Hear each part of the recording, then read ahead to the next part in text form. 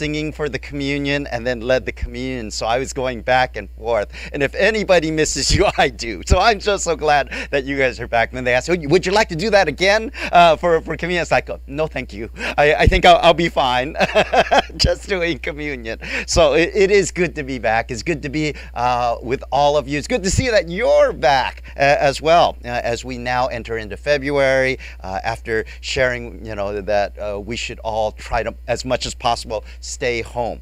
But, before I got here today, and before I just jumped in the car, my wife was saying, are we ready to go?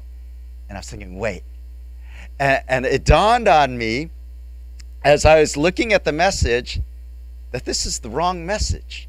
And I was thinking to myself, now what do I do? Because I'll tell you what happened. Last month, when I saw the theme of your year, take root and bear fruit, I was thinking, I'm going to do a message on that. So within a few days, I was telling Colin, I'm going to switch my message. I'm going to actually do one on your church theme, which I did last month. And then I forgot to update my schedule.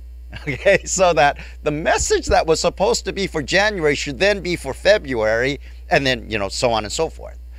So I end up preparing for the message for February that should actually be for March. Okay, and you're wondering, how's that going to work? And I started thinking, so then as I'm in the car, I finally revealed to Greta, I prepared the wrong message. And she's like, what are you going to do? And I'm thinking, I think it'll work. Okay, and so my hope is that it will work. And I'll tell you why I'm a little frazzled in this month and during this time is, as I shared for many of you, I'm going to be retiring next month. So all these things are going through my mind. What do I got to do to prepare for retirement, kind of thing? And so a few things slip through the cracks. This being one of them, as to what message I'm supposed to preach on. But like I said, I think it'll work out. But I'll tell you, as I start thinking about, I've been very reflective lately, as far as not just what am I going to do in retirement. Don't give me a list of any other things. I got a big list that I've got to figure out how to pare down on the things that I want to do during retirement. But, as I started thinking about it, I started reflecting back on my career. So I've been with the company that I work for, it's a total of 29 years. Okay, didn't make it quite to the 30th year, but it's been a long and fulfilling journey that I've had in my career. But, as I look back, I started to have some regrets of things that, I'm going to miss from work. One of the things is I have a colleague that is in the United Kingdom, England, which normally what people call it, and she was sharing with me a few months ago about the situation in Afghanistan. Now, as you know, we don't even see it in the news anymore. What dominates the news now is the Olympics and all these other themes, possible invasion of Ukraine, all those things that are going on. It seemed like it was only a couple of months ago that we were talking about Afghanistan. And I'll tell you why, this colleague is special to me, because she used to share with me that she has a father-in-law that's in Afghanistan. And, all the things that you hear about the Taliban are true. Okay, there is oppression that is going on in Afghanistan, and her father-in-law was very outspoken about the things that the Taliban did and everything else. And we often see in the news, well, we the U.S. has been there 20 years. So, why can't they rise up and take over? And I asked her the same question. I was like, as much as you folks have been struggling in Afghanistan, and basically her father-in-law has conceded, I'll probably live and die here, is what's going to happen for the cause that I have championed. And basically what they've been doing is they've been trying to, give the women and the young girls a place of security and shelter during this time, because unfortunately in the Taliban way, women aren't looked upon very, very highly, and it's like, how did it get to this point? Why couldn't it get any better in those 20 years? something that I didn't, that I haven't forgotten. She's like, the Taliban have been very good at indoctrinating their young people. And I started thinking to myself, it almost brings about a message. How good have we been in terms of mentoring and fostering and nurturing our young people, that next generation? And so it was a theme that seemed to continue to reoccur, because as I leave my company that I've been with, they give us these statistics now that talk about, how many African Americans work at the company, how many Asians work at the company, how many Latinos, Latinx, I think is the term we, work at the company, as well as how many Caucasians work at the company. And it's interesting that Asians actually make up, at Genentech, make up about 25%. Okay, but if you look at the management within Genentech, they make up, I think it's like 4% or 2%. It's a really low number. And this has been happening for years, for as long as I can remember. And, I always ask the question, how come the number is so off, when it comes up the ratios from the actual workers to the people that are in management? And the number doesn't get any better.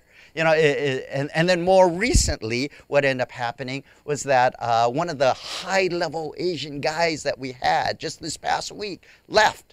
And I remember finally getting to speak to somebody that was championing Asian American initiatives at our company.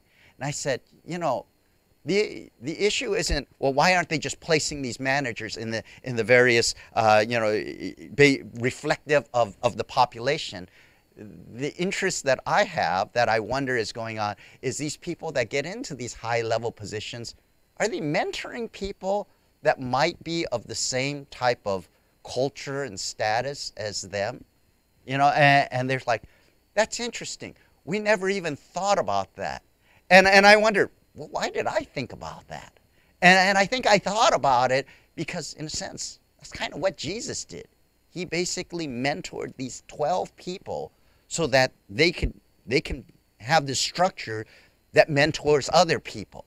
And as I look at today's passage, which we'll read in just a second, is that, I start to think, is this really a passage just about sacrifice? Or is it actually more than that? Is it talking about the structure that Jesus established and this pattern that he established is one that we see that will also elicit social change in our society today? And so before I get into the scripture, like I said, this is March's message that I'm giving in February. So allow me to just summarize very quickly what the message that should have been today. It was the story that is in Luke chapter 18, where the young man comes to Jesus and he says, I want to follow you. And then Jesus says, well, have you done all these things? Have you done the commandments? Have you honored your father and mother? He goes, oh, yeah, I've done all those things. Basically, if in today's world, he would be saying, yeah, I went to church, I went to Sunday school, I did all the things, I was required to do to be a Christ follower, right? And so then Jesus gives him the one thing. He says, well, okay, sell everything you have and then come follow me. And he's like, I can't do that, right? And that's where the disciples are amazed. Like, wow, he asked of this man to do this, and all of a sudden he couldn't do it. And what you see in the passage that is follows is how the disciples respond. So let me go ahead and turn this on, and we'll look at the passage. Starts in verse 26 of Luke chapter 18. It says, those who heard him asked, who then can be saved? Jesus said, the things that are impossible for people to do are possible for God to do. Then Peter said, hey, look at us. We've left everything to follow you. Jesus says to him, I can guarantee this truth. Anyone who gave up his home, wife, brothers, parents, or children because of God's kingdom will certainly receive many times as much and note this phrase, this life, and will receive eternal life in the world to come. A lot of times we often think about when we give up everything in this life, that God's only going to make it fulfilling for us in the next life, in eternity. I find it interesting that what Jesus says in this passage, he says, your fulfillment of life is not just for eternity, it's going to be in this life as well. And I think often what we think about when we look at this is like, well, he didn't make the disciples rich in any way. Nor did he make the disciples rich in any way. What was the kind of fulfillment was he talking about?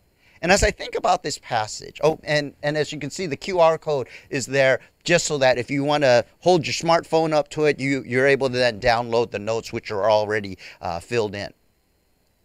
Well, and why I say this is a message on social change rather than a message on giving up everything that you have is that as I look at the observations, basically this is what those people were saying. They're saying society at that time thought, if you're a rich man and that can't be saved, hey, nobody can be saved if that's the case. The other thing that I see in this passage is that God's success is beyond our human measure of success, as well as our measure of fulfillment.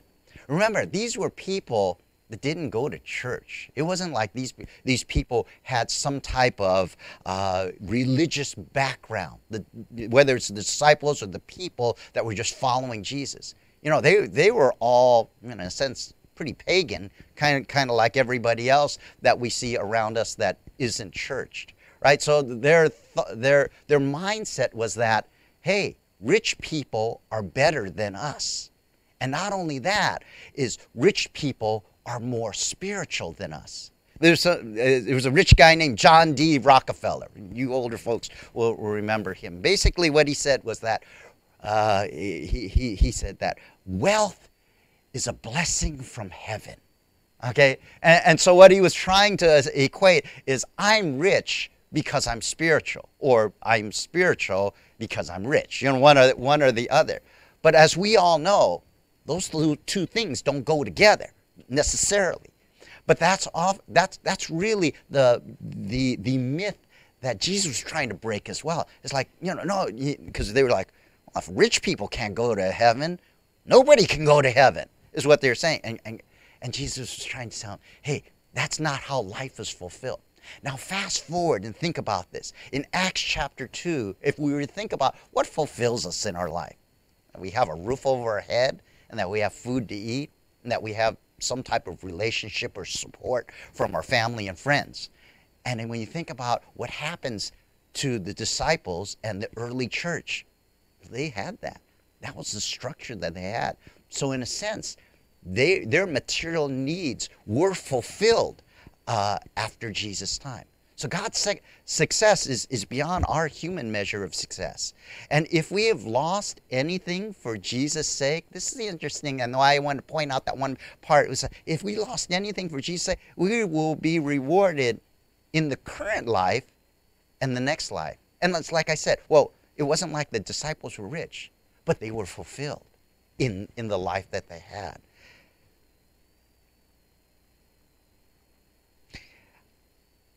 Fast forward then in history.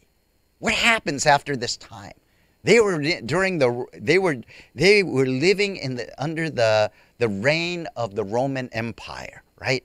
And I was looking at an article. It's found on history.com. It talked about the 8 reasons why Rome fell.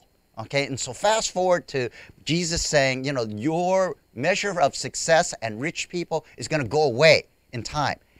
And I found it interesting when I saw this article about the 8 reasons why Rome fell. I won't give you all of them, but basically what it was is, they essentially had to ramp up their military, and so there was a lot of military overspending because what happens is over time they needed more taxes, and what often happened were the folks that were rich who would have to pay taxes figured out a way to move to the suburbs to avoid paying taxes. So they'd have to go take over some more land so they can get some more people, either to make them slaves and then to collect more taxes. That's essentially how the Roman Empire kind of grew. But as you can imagine, what happened was it ended up getting spread thin.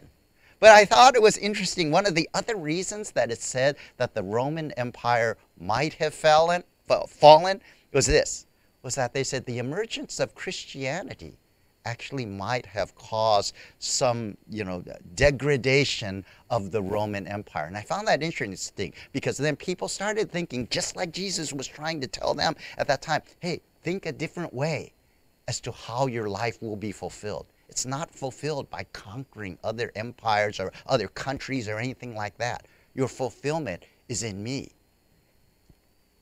So Jesus breaks a bunch of myths, is what I've observed, is that he breaks the myth that successful people have a better chance at everything, even salvation. As I think about that, during Jesus' time, and also fast forward to our time, I wonder if that myth is still true.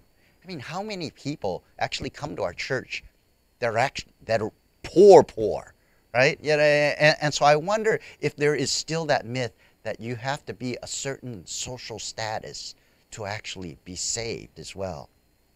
The other myth that Jesus breaks is that somehow at that time they thought wealthy people were more blessed. And I wonder if we think the same thing. You've often heard TV evangelists and everyone talk about this whole idea of a prosperity gospel. And I wonder if we also still have that around for us today.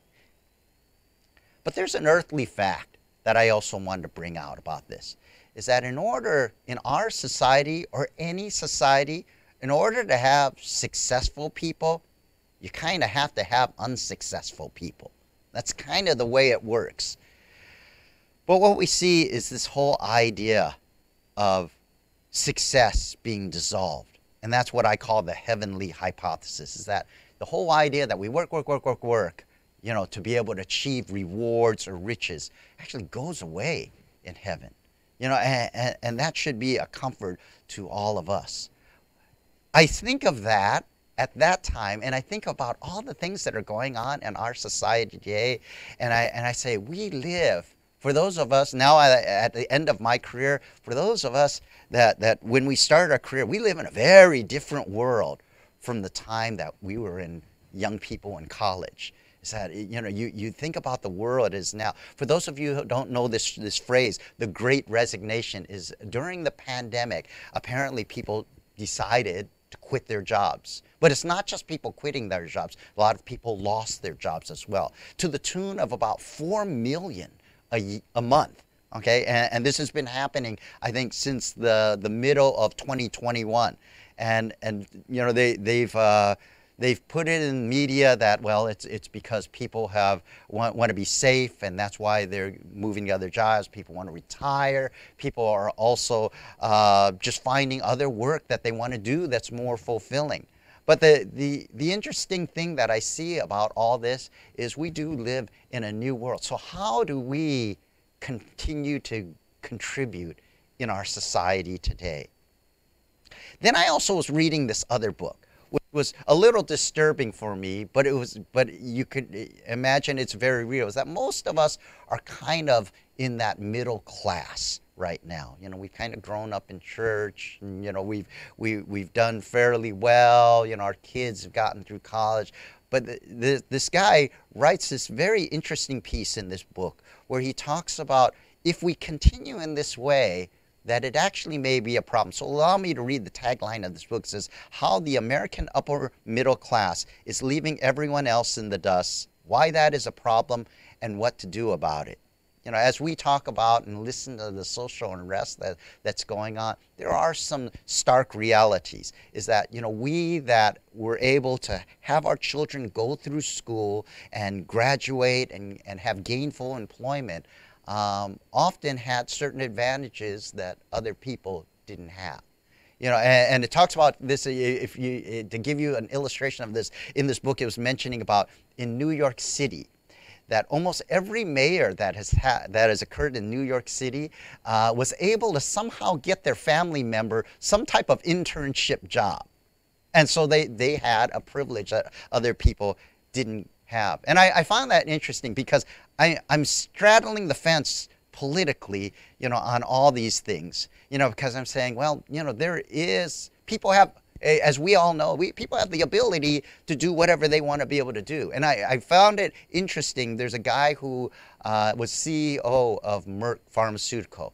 He said it this way. His name's Ken Frazier. He's an African-American guy, one of the few CEOs that's African-American. He says, everybody has the same ability, but not everybody has the same opportunity. And I wonder if that's what we're seeing in our society today. And so how do we help those that don't have the opportunity like many of us had?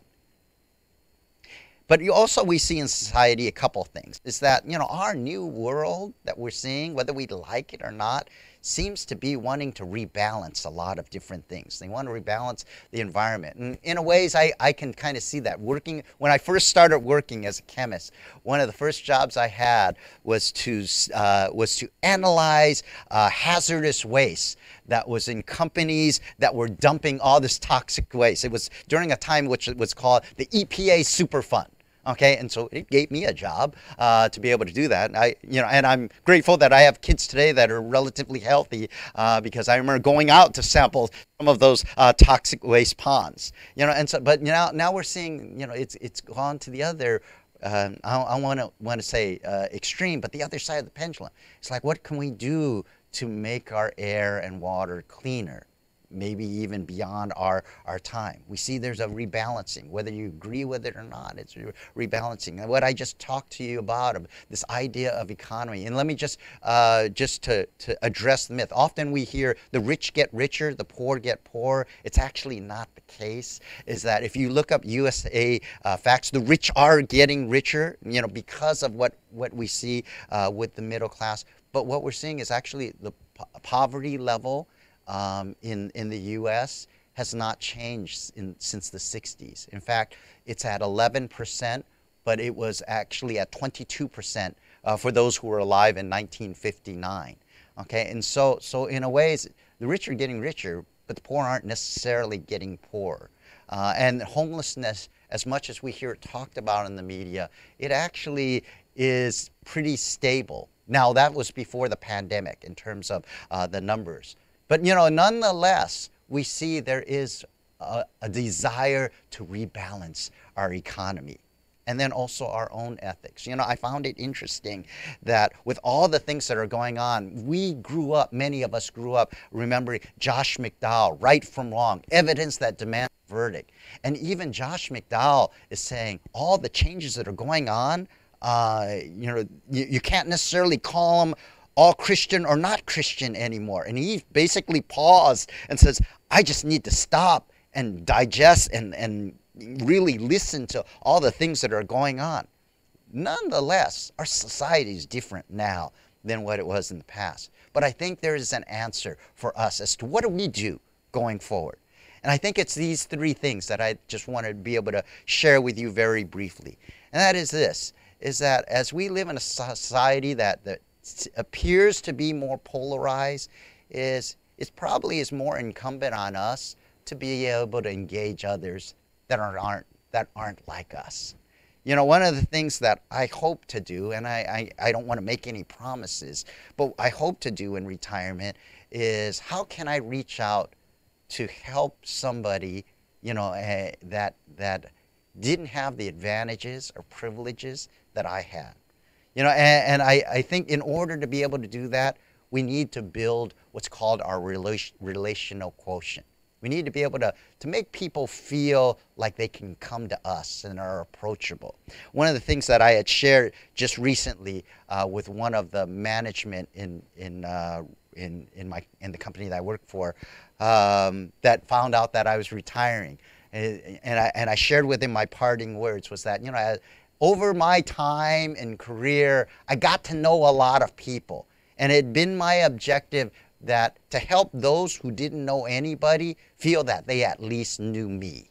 And I think that's true for all of us, especially as Christ followers, are we approachable? You've heard of intelligence quotient, right? IQ. And you probably have heard of emotional quotient. That's the measure of how you feel as well as how you can sense others feel. Okay, well, are they happy? Are they sad? But now what is emerging is this whole idea of a relational quotient.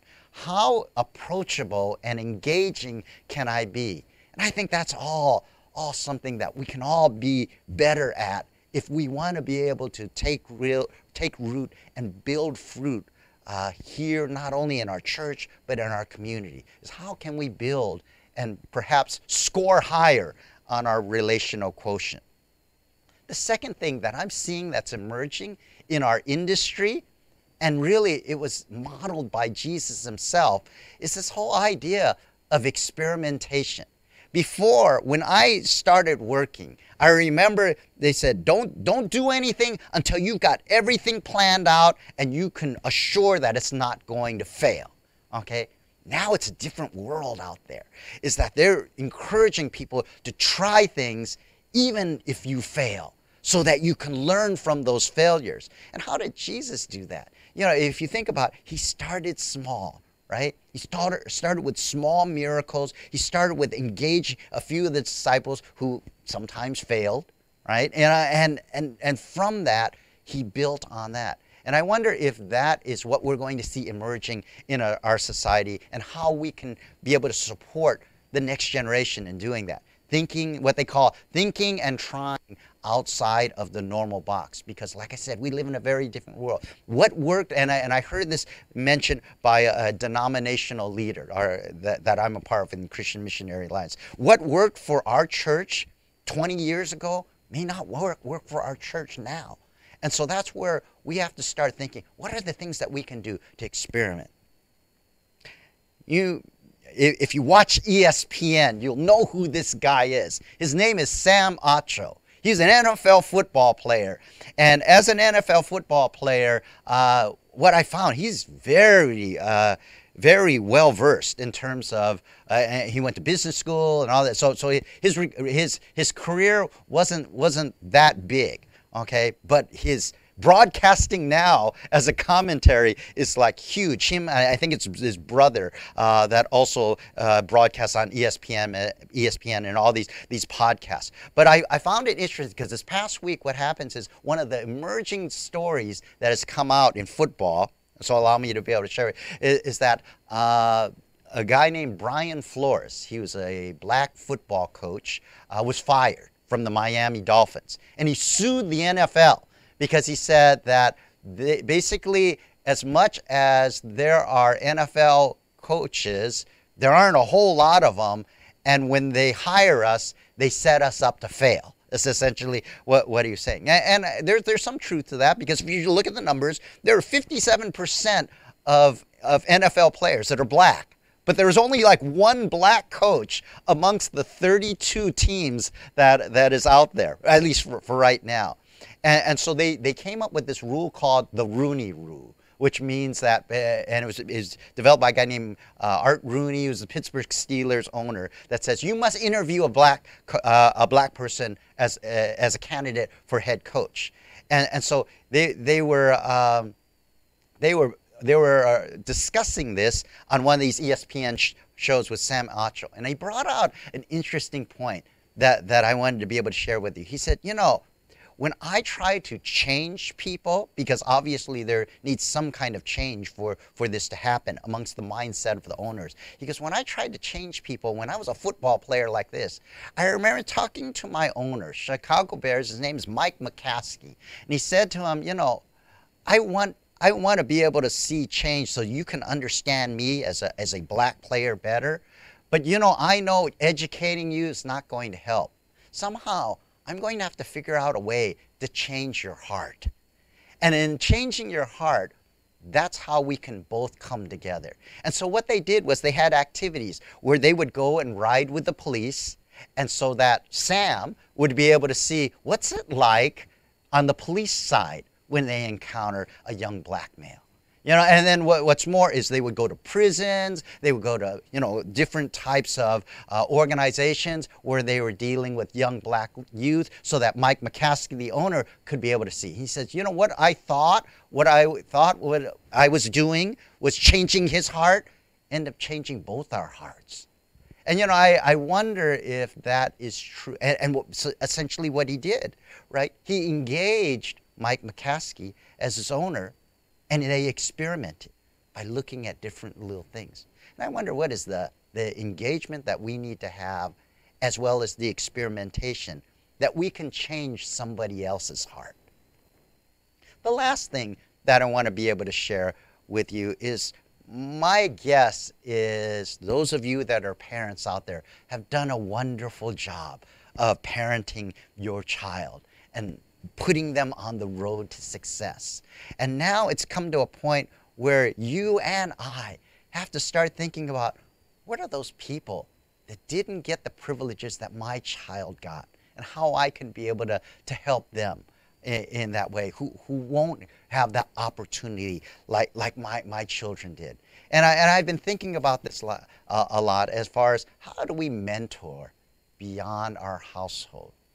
Because, you know, in Jesus' case, these were people that, for the most part, were people that he just engaged as strangers. They weren't a part of his family, his disciples, and end up nurturing them to a point where they were able to disciple others.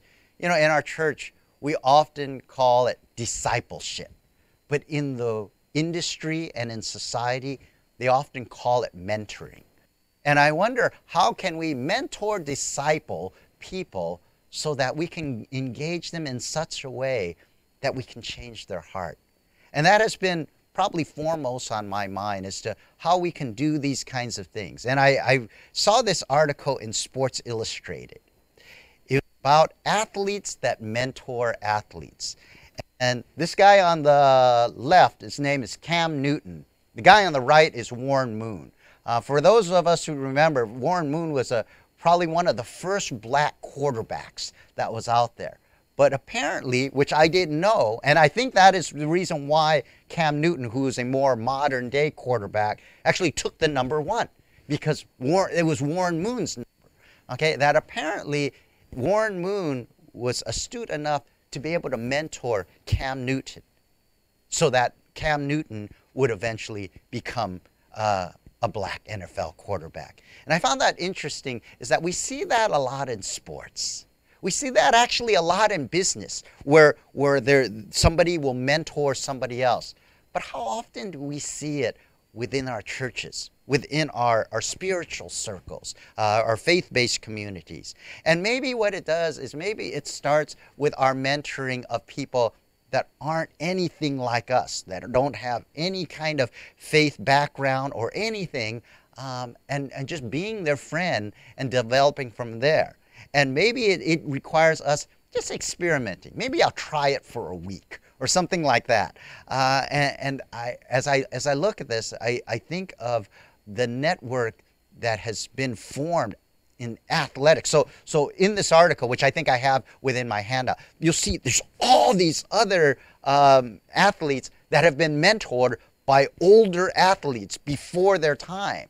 And as we approach the Olympics, you probably have seen those commercials where they show the young child who's watching the Olympics and gets inspired to become an Olympian themselves. And I wonder how we can also foster that same type of structure, that same type of framework of mentoring discipleship within the context of what we do. And why do I even advocate that? Because that's what Jesus did. If you look at this passage, that's what he was talking to them about. He's saying, no. This isn't the way that you become fulfilled anymore. If you're confused as to why the rich man can't go to heaven, you know, and why, and you're thinking nobody can go to heaven, that's not the way. Let me show you what that way is. And that's what we see unfold within that passage, is that Jesus starts to tell them, this is the way that you will find fulfillment. And I think of what he did and the mechanism that he did it by, and I wonder how we could do a little bit of that within our own lives.